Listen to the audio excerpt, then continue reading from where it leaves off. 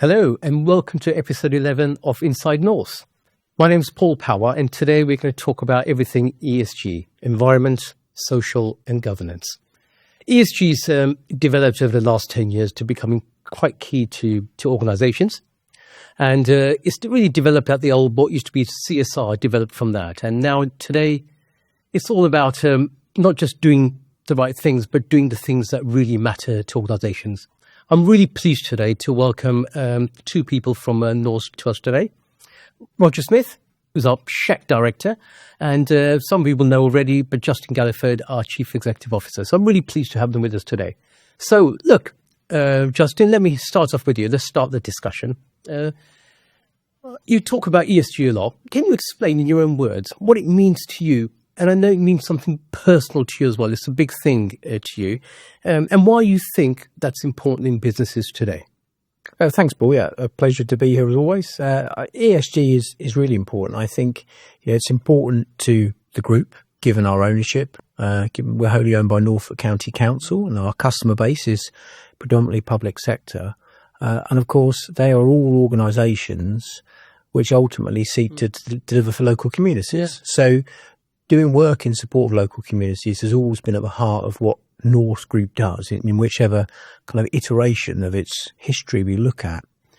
For me, I've been with the group 20 years and I joined with environmental sciences background, working at first in what Roger's now developed into the SHEQ team, but many years ago.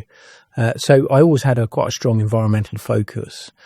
And you also mentioned earlier that, really ESG as we know it now has evolved from CSR. And certainly when I was kind of practicing in this stuff, CSR was at the heart of it. So I've always liked the fact that as a group, we've had a kind of social conscience and tried to do good. Yeah. So certainly the environmental perspective has been important to me. And the longer I've spent with the group, the more I've seen the value that the group can deliver for the social agenda. And it's not just about kind of helping authorities and customers placemake. It's about adding long-term meaningful value. So, to me, social value and ESG is really about maximizing the input that you and your partners can have to an area over and above just maintaining or designing a place. It's about the long-lasting change you can help others make to make those places better and more sustainable economically and from a social point of view in the longer term. Well, thank you, Justin. That's really, really good to start off like that. Roger, would you mind if I just ask you the same question as well? Yeah, thank you, Paul. Great opportunity to talk about ESG for the business. I look at it slightly differently from Justin, but with the same outcome in a way, the way we operate as a group. And we talk about the way Norse is about improving people's lives. And when we talk about ESG, if we go back to the environment for me is all encompassing. It's also about our people, what we do, both in our place of work, that extended piece that we do for the organisations that we support. We help them grow, we work with, and we provide an environment that's sustainable and it actually means something and brings real value to us. Now, and our governance piece really underpins everything that we actually do. We have to operate within those right constraints. We have to show and demonstrate quite clearly that we have a plan, we have a process, we're governed. What we do is done with all the best intentions for those right outcomes. And everything that we do is for the good. And a lot of the time, we don't always give ourselves the right praise for the level of work we do, both internally and externally. And that's really supportive with our the social piece that's poured into it. We've got some great people that work in the business, the contributions that they make both internally and also externally supporting the wider community. And the social piece is something that businesses, very much look to us as well. What are you doing? How do you do that? And how can we better that ourselves? So in a way, I think we've started to lead a little bit with some local communities and other organisations. So it's a massive stepping stone for us in a journey I'm very keen to continue with. Oh, brilliant. Thank you for that. You touched on our people a couple of times. Both of you touched on that. What do you think is the impact? Could I just draw on that? What do you think is the impact on our staff? How do you think they feel about it? Do you think there's an impact there? I think when you look at where we've come from in the last few years, I've been with the group for 5 years now. And when you look at what we started out to where we are now and the way the people engaged, the people worked with, the volunteering piece that we see, and when we have the Norse days where we go out and do something to do with environmental cleanups, we get more people involved and engaged. And I think just in general terms, there's more of a willingness for people to get involved. And we're seeing this more now on recruitment as well. People ask, what are your environmental sort of goals? What's your sustainability? What do you do in relation to ESG? So these questions are being asked now from people coming into the business, and I think it sets the stall out. If we've got something embedded and very clear with direction, that shows that we are committed, and I think that will attract more and more people into the business to help support us on this journey. Yeah, that's a really interesting point that people are asking that question of us before they join us. Any perspectives from you, Justin, as overall from the group as a whole? What impact has it made with our people, our staff? I think Roger makes a really good point. So certainly we now see people coming to join the organisation asking about what are we doing as a commitment to net zero. And indeed, they talk about some of the initiatives we're heavily engaged in. So you had Claire McIntosh on there as a previous guest talking about what we've done with the Community Foundation and food hubs. People now ask us if that initiative is still continuing and they want to know more about it when they join us and whether they can be part of it. I think what's really interesting is that what that says is when you're doing real long-term social value initiatives, you begin to attract the staff that have the values that you look for at a point of recruitment. And I think the next point on from that is that one of the things that social value initiatives has done for us is help us demonstrate how we live our values. So we bring those values off the page and demonstrate them in real life, which means it's obviously far more than just words. And as you and I have talked about before, that's when you really help generate a proper culture, the culture you want, rather than the one that you have, which is, of course, always the challenge in organisations. So there's a multiplicity of benefits in terms of the people aspect of having the right kind of social value strategy and working and committing to things in the longer term. Just last week, we were running an initiative in conjunction with Norwich Prison to find work for offenders on release. And we had a member of the HR team who came in of her own free will on the day off to help us. And that shows you the commitment and the value that staff see in social value when we really think it through and plan it and commit to it. Yeah, that's brilliant. I mean, to hear stories like that is really good. One of the challenges when you're building businesses is to attract like-minded people. And if this is something that can glue people together, then that's really great. And look, the prisons thing, do you mind if I come back to that later on, Justin? Sure, we'll come back to that. Roger, again, the thing in my mind is you've talked about what it means to you, why it's important to Norse, the effect it has on our people, the effect it has on our clients. What about just going back to our staff again, our internal operations? How has Norse integrated ESG principles into our operations and the decision-making process? Oh, that's a great point, really, because the people are the heart of the business. And when we look at ESG, when we talked about how we would take ESG forward and how we would communicate within the business and how we could develop it and how we get the input to it, we needed to really champion it.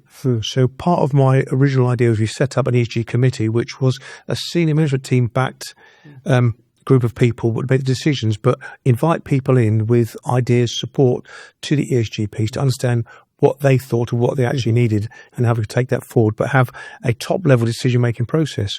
So by pushing this out to the business, and when we talk about embedding that into the business, you'll see more and more, especially the social piece. I think the social bit is what the business and the average person tends to get. They're seeing the good for good kind of piece. They go out there, they do the work, they're giving up some time, real value.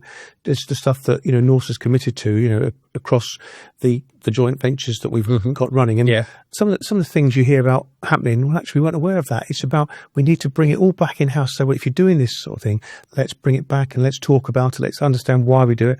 Let's see who benefits from that. And I think everybody from staff-wise, you get a real feeling when they talk about some of the stuff with real passion and enthusiasm.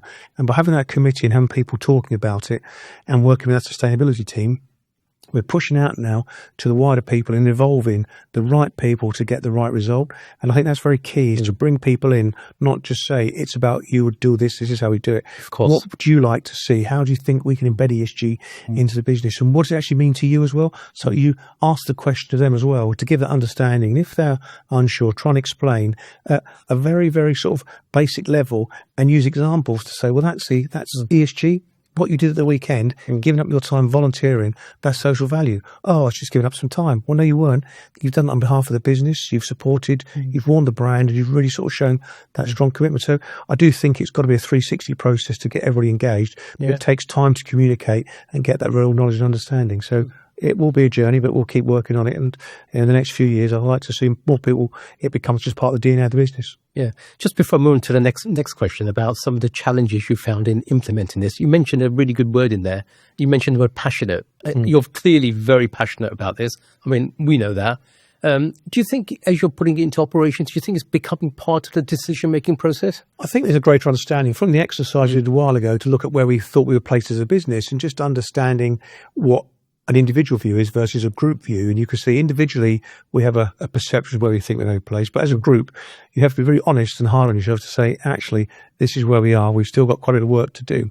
But I think now we've had some basic sort of workshops and understanding, people get how ESG fits into the business, and everything around that is a driver to business performance. Yeah, but also it gives something back. And when people talk about it at a business level, it's not a conversation that you have a blank face just looking at it and go, yep, forget that. We started to look at the ESG.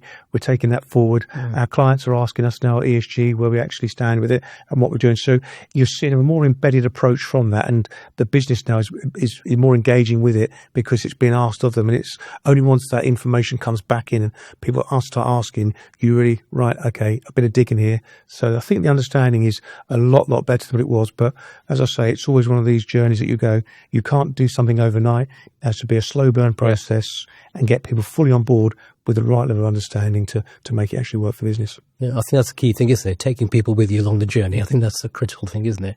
So look, warts and all, this is what you're trying to do. Can I ask you the next thing? What are some of the, one or two or maybe even three, some of the biggest challenges you've faced in rolling this out and implementing ESG across the business? You'll always get those that are fully embraced in everything you do, and others, what's got to do with me? What's the point? Or you're just trying to tick a box? Yeah. Is this just an exercise because someone said, well, actually, no. And so really, you've got to pay for the Hearts and Minds campaign to understand what they actually do. But unless they understand what their impact will be and the value it brings to them, they're not very sort of keen to get involved because it's more time. I've got a day job. I've got this to do. I've got that to do. And they want ESG being done. I haven't got time for that. But actually, when you explain stuff to them, you say you're doing it on your daily basis. And once they realise, they're doing the 80% of what we're talking about, there's just that further 20% to get to, all right, it starts to sink in. But also with some of these sort of initiatives, it comes at a cost, and you've got to balance that cost over the benefit. And, it's how much we're prepared to actually put into initial investment, not just financially sometimes, the time commitment is to what we actually get back for that. And it's trying to get people to understand is we're targeting areas we know we've got the wins at, things we can do, things that work, but it's about what they can actually do and say, don't challenge that. Give us a solution to it. So it can be challenging. And a lot of people say, well, I don't understand this net zero journey and carbon reduction. Once you start explaining to them, well, you're talking about, you're doing a lot of things at home. So when you can use very simple common themes, not just the workplace, but relate to outside of work, people have that eureka. I'm starting to get it now. So, I always say, the best thing to start is take it back 20 years when we started recycling. Oh, I'm not doing that. Where we are now, everybody's got their bin, their recycle to do so. It's a slow burn, long journey. So when you hit those barriers, it's to really understand how to break down the barriers and get those people on the journey with you. And quite often those that were, not so keen to start with, you're finding, well, can you come and do a bit of a study with us and see where we're going? So we can turn it around. But the team downstairs has done a cracking job with sustainability, and they've really sort of embedded that with them and talking ESG piece as well. So I think we're winning the hearts and minds to break down those challenge barriers for some people. Well, it's good to hear. I mean, I certainly reckon, I certainly commend you on some of the team you're building. There's some really bright, sharp people there. But along that side, digital tools are playing a bigger and bigger role in our sector. We'll come back to that later on as well, but they're playing a bigger role. I guess they're there to make things easier, but also for transparency. And get us closer to our end customers. Now, I know in this sphere, you've also recently procured some software.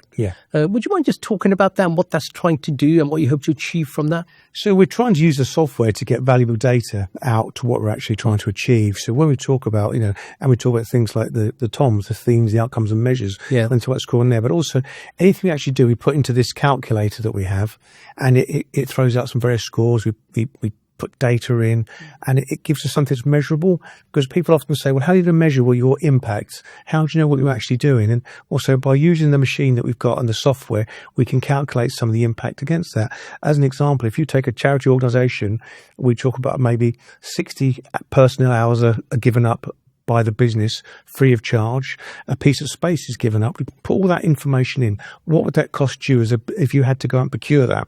That's going to cost us £60,000. So from a social value piece, we say we've given you X amount of social value in a monetary form as well. So we can calculate some of that piece as well, and also look at how we say that we can measure our governance around how effective we are. So we use that, but also we have engaged with some consultants as well. And we've spoken with them as well on how we can bring things in. And by having that sort of clear steer as well, and pretty much keeping you on a direction of travel, because it's very easy once you dip into the world of ESG that there's so many avenues you can go down, but you've got to be very clear and focused on what you want to measure, what the outcome needs to be, and how you can demonstrate clearly how you've been effective in those specific areas. And then once you've got to that point, I think that's where you say, right, what's our next steps? And it's bite-sized chunks. Yeah. A 5-year plan with an annual review. So you look at that in the 5 years, what we can do. Once we've got some really good data, we'll be able to look at what went well, what didn't work quite so well. But also some of the things, it's not about payback. It's about doing the right thing for the right outcome. And unfortunately, for some people, you have to say to them, you're going to have to spend a little bit of money for the right outcome and to see the benefit, but you won't see a financial benefit back for it. But what you have done is the right thing. So it's very much a balance between being commercially savvy in what you're actually doing, getting the right outcomes, showing and demonstrating that commitment, and using tools to give you valuable data to say, this is very, very clear data, what we've actually achieved at that period of time. Oh, really good. You talked about the right thing. Justin, if I could turn to you, turn to social value. Yeah. Now, you and I have talked many times about the value of social value, if that makes sense. But in your opinion and in your words, what do you think, or what do you believe how social value can be a differentiator between organizations? I think it's a really interesting question. I think when we talk about social value, of course, we're talking about those activities that enhance a community in some way. Yeah. And I think it's a differentiator, as I mentioned earlier, when it's done with some careful consideration over a sustainable period of time. Because when you're doing something to help a community, not always, but more often than not, it's only really beneficial if it's an enduring initiative. So I think when you do that, it helps affirm your commitment to your customers, to the communities in which you operate. It helps demonstrate, as we talked about earlier, the values that your organisation believes in to your staff and to your stakeholders. And ultimately, I will see these things as a win-win. I think the best initiatives are designed so that they help the intended recipients, but they also help your business in the immediate term with things like staff, but also so that your customers understand that you understand their problems and you mean what you say and you do it. And although profit is always important to us, that actually there's two types of profit. There's financial profit and there's a return on social value. And I think they're really important concepts when you're thinking about a long-term sustainable business strategy in today's world, and certainly within the public sector. Okay, thank you. Roger, anything you want to add to that? Yeah, I think like Justin says, it has to be something enduring. These sort of pop-up sort of social value piece, we're there for 3 months and walk away. There's no impact. Yeah. And I think when you look at anything that you do, it has to be sort of impact on you. Once you've committed to something as well, the journey, once it's started, at what point do you say we can now hand everything over to you, or we continue on that journey there? And I think with social values, some of it's really the unknown, the vulnerable communities we work with, supporting, the good for good sort of stuff with Nourish Norfolk and all the things that sit there. Also, you have to ask the question, what happened if we took that away? What's the impact of not being there? So you can clearly quite see that social value at all levels really impacts the community. And, Norfolk has struggled recently, with there's areas of deprivation, people support. You're seeing more with the community fridges, the food hubs. And the work that Norse does supporting that makes a massive difference to someone else's life. And it's very take for granted how our lives can be, but look beyond that, and the work that's being done makes a massive difference to our community. And Norse has always been very much a community-focused organisation working too, and it is that, then once again, that sort of life of improving people's lives. We continually work to do that in everything that we actually do. Great, thank you. You talked about the community there, and so far we've been talking about what ESG means to you, to the business. We've talked about how we've incorporated into our operations and what our strategy is. I'd just like to go into some of the specific examples. So we've touched on a couple of them over the last few minutes.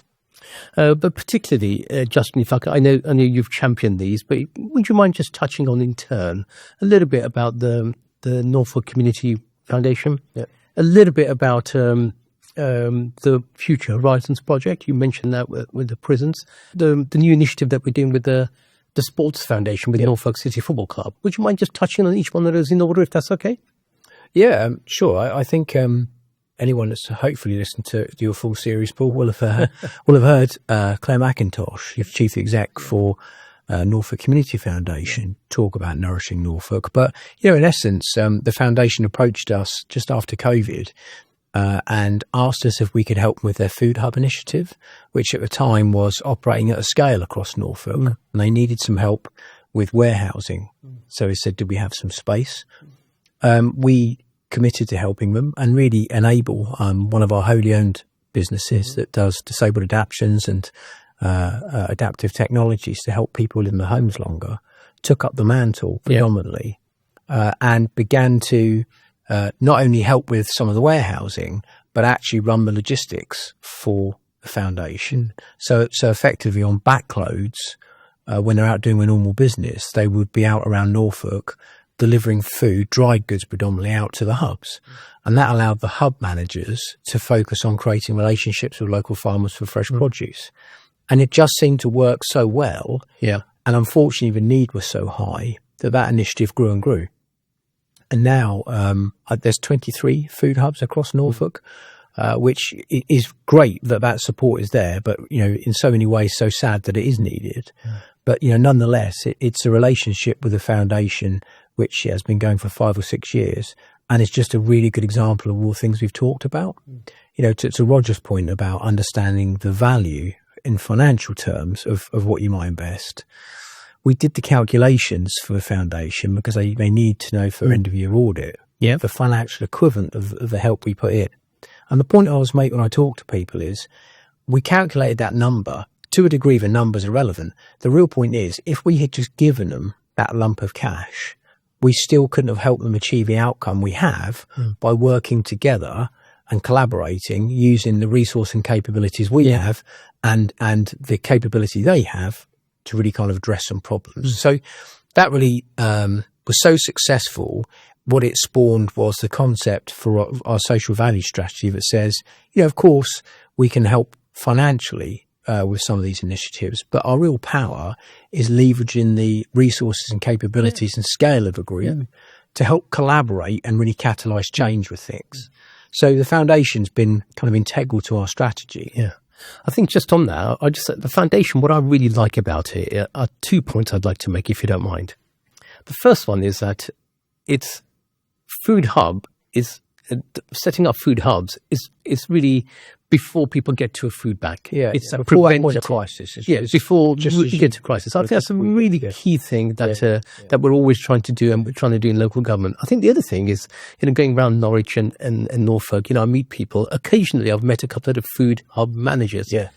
And once they realise that you're from Norse, just as way of feedback, they think you're royalty. They think that they're so grateful for the effort that goes in. So I think there's some real benefits there, what this collaboration can bring.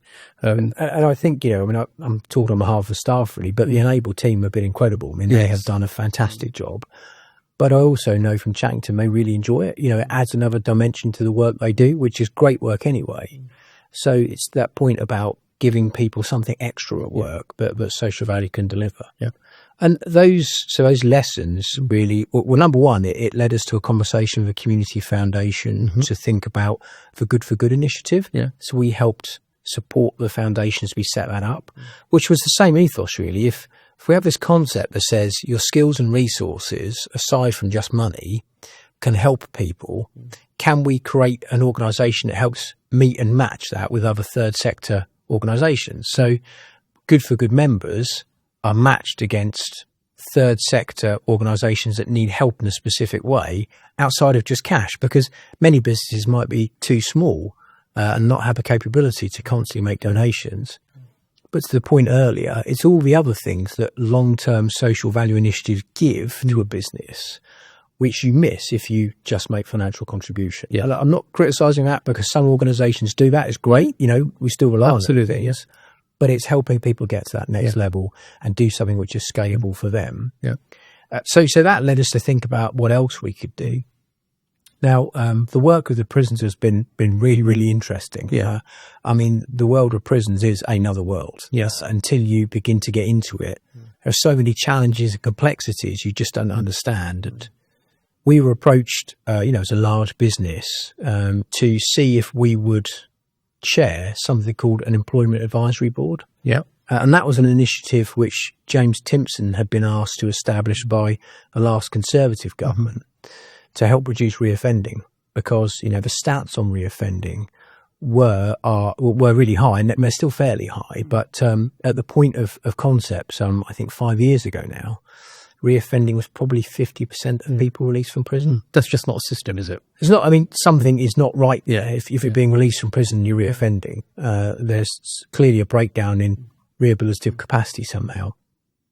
And one of the things that the Ministry of Justice did understand was that if a prisoner is in work 6 weeks after release from prison and still in work 6 months after release, they're more than 50% less likely to reoffend. Wow.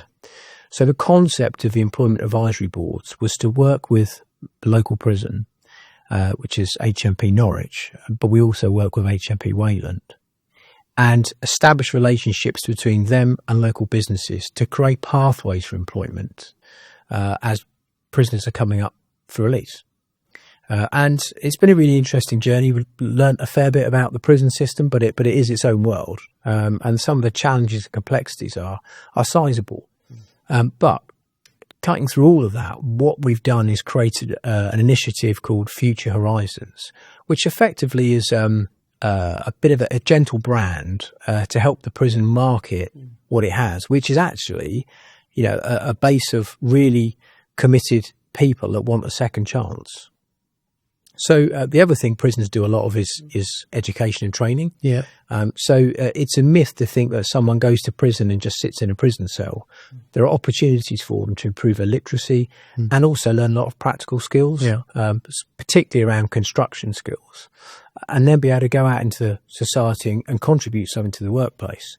So we've been working through this initiative, Future Horizons, to really launch this soft brand and begin to develop a media presence online, but also some practical physical events to bring employers in a kind of B2B type environment and talk about what it means to employ an ex-offender, what the challenges are, how you overcome those, and of course what the benefits are. Because the truth is there are some people that make them out of prison and do not wish to work for whatever reason, but there's a lot who just want to get their lives back on track. Yeah. So it's been a really powerful initiative. If anyone's interested, you can find it online just by Googling Future Horizons. But we're still in the early stages of really pushing that through. But we're very confident and very hopeful that it's really going to help make a difference. And, I think from a social value perspective, no matter how large or small an organisation is, if you invest the time and you take an ex-offender on, because that's what they are, they've served their sentence and they're trying to get a life back on track.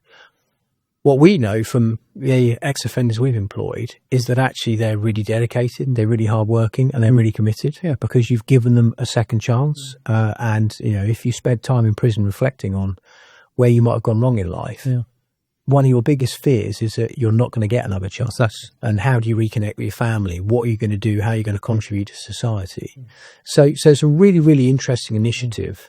And it's one that, as I say, we're continuing to push, and I see us being involved in for the longer term. That sounds really interesting. I think that's a really noble initiative. It's not just, teaching soft skills for ex-offenders on how to write a CV or apply online or where to look for, but you're actually connecting businesses with offenders. I think that's a really big step forward. And a key part of it is that because we have employed some ex-offenders ourselves, we've got a very good HR team here, and they've experienced the challenges and the things you have to think about. So the initiative is offering some of that lessons learned, Yeah. some of that, and advice and guidance as well. So businesses don't feel like they're climbing a hill by themselves. They've actually got some resource to lean back on and understand how we might tackle things.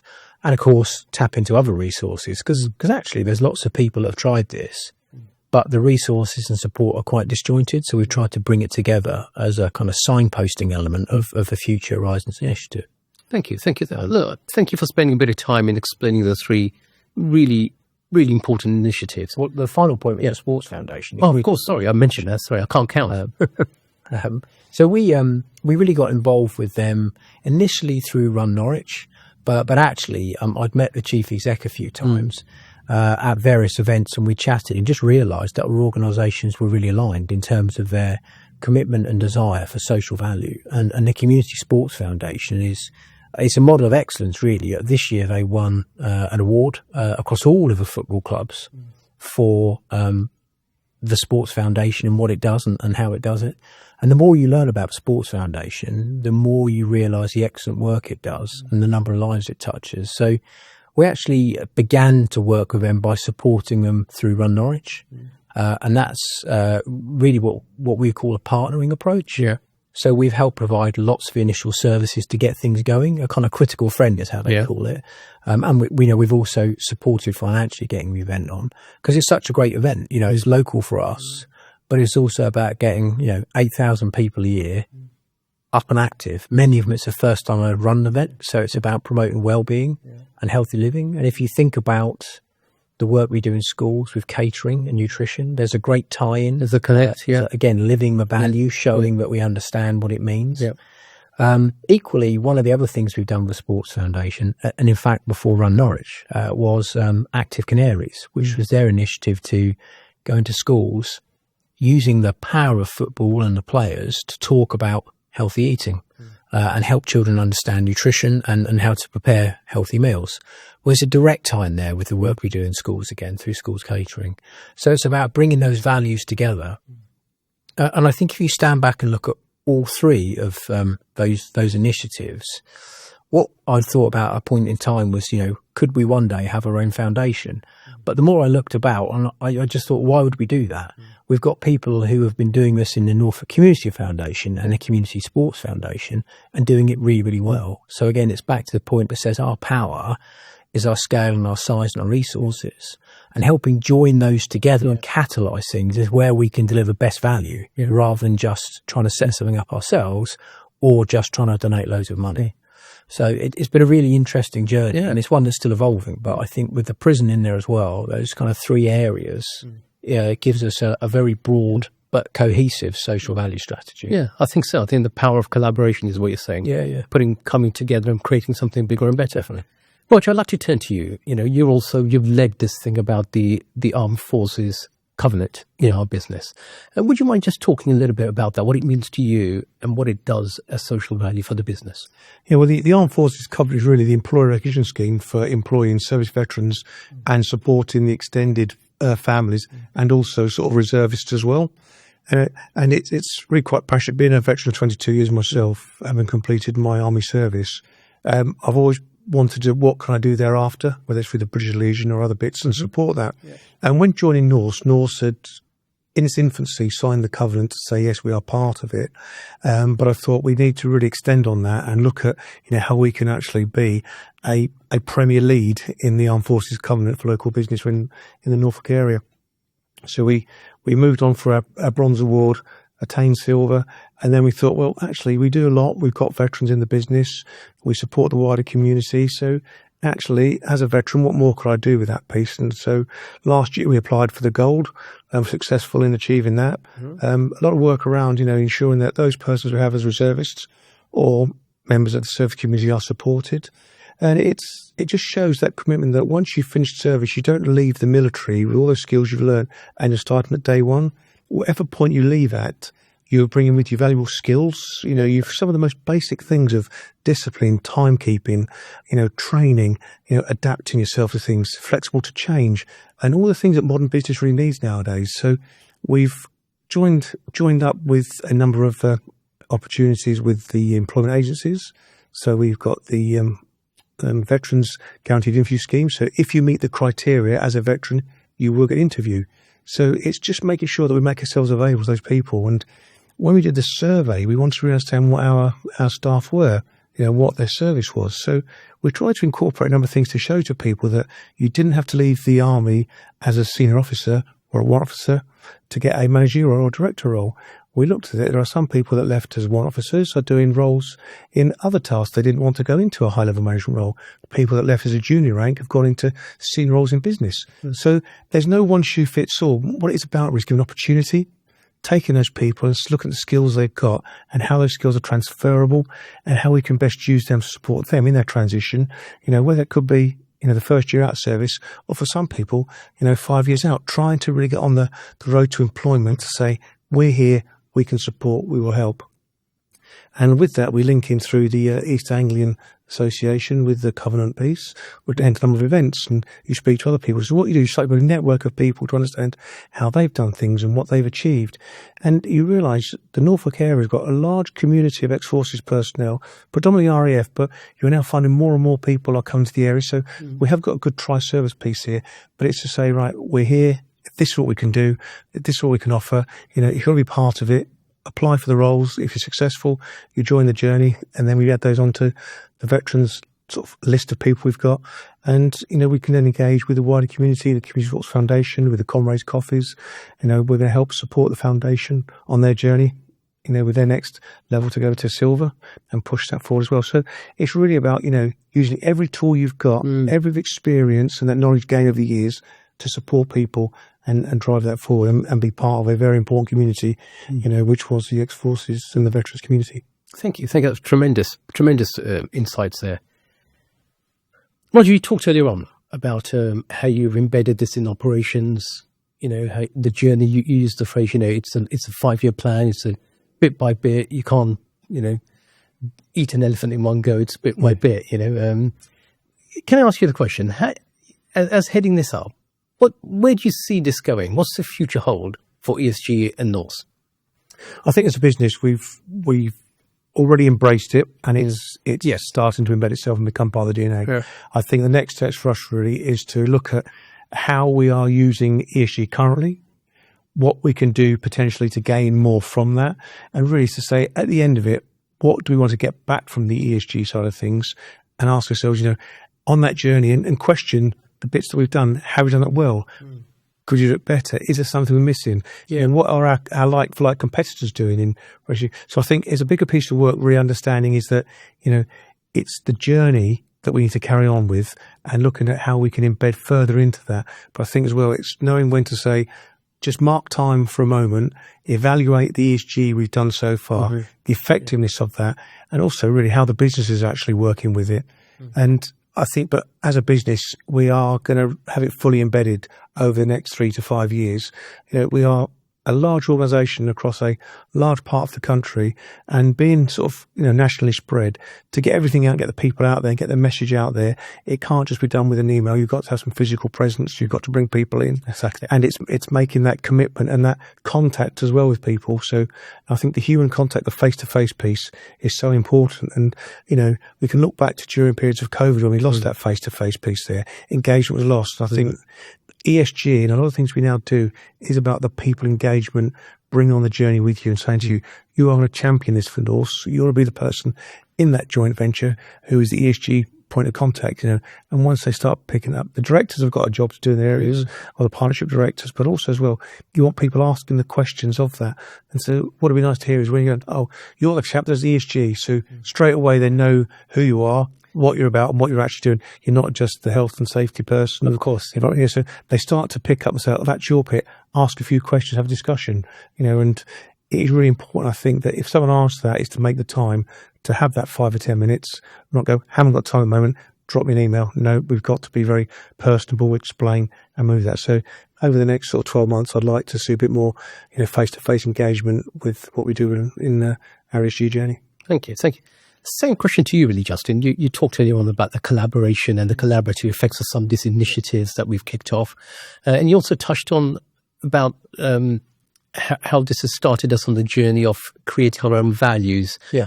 What's your perspective on this? What's the future look like? Well, I mean, I think in addition to what Roger says, I think number one, our values will mature as an organisation within our culture. Of the timeline Roger mentioned there, kind of three years as social value beds in further. So it's a great compliment. But I think the other thing is, as we mature as an organisation with delivering that long-term strategic social value, I'd like to see it roll out to some of our joint ventures. That's to say, I think we will be have developed a skill set centrally that we can help existing or future joint ventures with, so that at point of conception, we can say to shareholders for new ventures, what's important to you locally? How can we help you deliver that? Because it's number one, it's a really important part of what our customer base does. But number two, is a differentiator. It's a genuine skill set others won't have mastered. So again, it's a great compliment. It's a win-win. And I think when you get a win-win, that's when you've got a really mature, successful strategy. Yeah, exactly. Thank you. I guess my final structured question, I think, to Roger, really, what advice would you give to other businesses or organisations to start out on the ESG journey? What would you say are some of the key learnings, or watch out for this, or what would you say? I think really when you sort of start looking at it, there's so much information out there and you can look at many different avenues and routes to go. I think one of the key bits is to find an organisation that's already started doing it and have a conversation with them of what they did, how they did it, why they did it, and any pitfalls along the way, because you can start very quickly thinking that we'll achieve this in 3 months. Yeah. But actually, no, it's not a quick win. Not proper. You've got to really look at a structured plan and a process in the way you roll it out. Look at your key stakeholders, who you can engage with, who you can work with. But by having that sort of conversation with a company that's already got it already embedded, that can give you a good starting point and say, well, actually, this is what you need to look at and how you need to do it. Yes, some of the bigger businesses could sort of start the journey themselves by just bringing somebody in with an ESG background. But it's getting ESG right for what your business is. It's not just 3 sort of letters that say something. Yeah. The business has to say what it's actually about, what it's actually trying to achieve, and how those 3 letters embed into the business, and how long it's going to take you to get to that. And be realistic. Don't assume that it's going to happen overnight. It's not about just throwing money at something. It's about a structured plan, building processes, procedures around that, and working with the organisation to actually develop a good strategy around what ESG can mean for them as a business. And I'd say allow some time and properly budget for it as well, because it's not going to be a bolt-on job. Sometimes it's going to have to be a full-time role for somebody. Obviously, depending on the size and scale of the business, but everything you do has to be scalable, manageable, and you have to look at the outcomes that you want from it. It's not just picking things. Be realistic around what you are going to get from it. But definitely consultation and speak to others, I'd say, is my firm piece of advice, to understand what journey you're setting off on before you jump in the car and start that road trip. Thank you, Roger. That's really sage advice there, how you've taken it and the advice you're giving and how to really make it part of the culture of the business. Thank you for that. Now, my final question is for you, Roger. Is what I call, as we come to the end, a bit of gossip. So I've asked Justin this question when he did a podcast with me earlier on. But away from work, what do you enjoy doing? Well, outside of work, I do quite a lot of volunteering work. I chair the British Legion, my local branch. I'm also a community first responder for the ambulance service. Oh, wow. So I do that piece as well, and also a local town councillor to support my community that I live with. I manage all that and balance that against my own personal life with my family, doing the various things. I enjoy getting out with the wife at the weekend, getting out, walking the dog on the beach, sporting activities. But, I just enjoy being, engaged with community-wise and working with that. But also I do get some of my own downtime where I'm a member of the ex-Roundtablers. So we do a lot of work for charity there, and, such things. We help the Roundtable, the beer festival. So, I think there's always been something that links back to like social values. It's always about the giving piece as well. So, I came from a very supportive family that always did that. And so I think it becomes part of your own DNA. And that really links nicely to ESG, that, once you find something that is yours with a passion, it becomes part of your embedded DNA. And I think you can link your personal life and your working life and business life together. While they are separate, there's always an interlink between what you do at work and what you do out there. And also as well, the business has been very supportive of the activities that I have done, both with the Armed Forces Covenant, and allowing you time, to go and do some of the volunteering work that we do. So, everything is about, bit of payback as well. So for me, working in this organisation is both not just fantastic for me, but also it gives the wider community outside of my job an opportunity for me to help them and do stuff as well. So, all in all, everything for me that I do, both in work and outside of work, thoroughly enjoy it and love it. And that's why I turn up every day and do what I do. Thank you. It's clearly interlinked, and it's really interesting to hear that. We'll come back another point to the beer. You mentioned the beer festival. We'll come back to that at some point in the future. But look, thank you very much. Look, we've talked a lot about ESG today, and the journey in the business, what it means to us, and we looked at the future as well. So look, all it remains for me to say is, Justin, thank you very much for joining me today. It's been really interesting. Pleasure. Roger, immensely, if I can say, proud of what you're doing and how you're leading this. And thank you very much for that. Thank you. Thank you.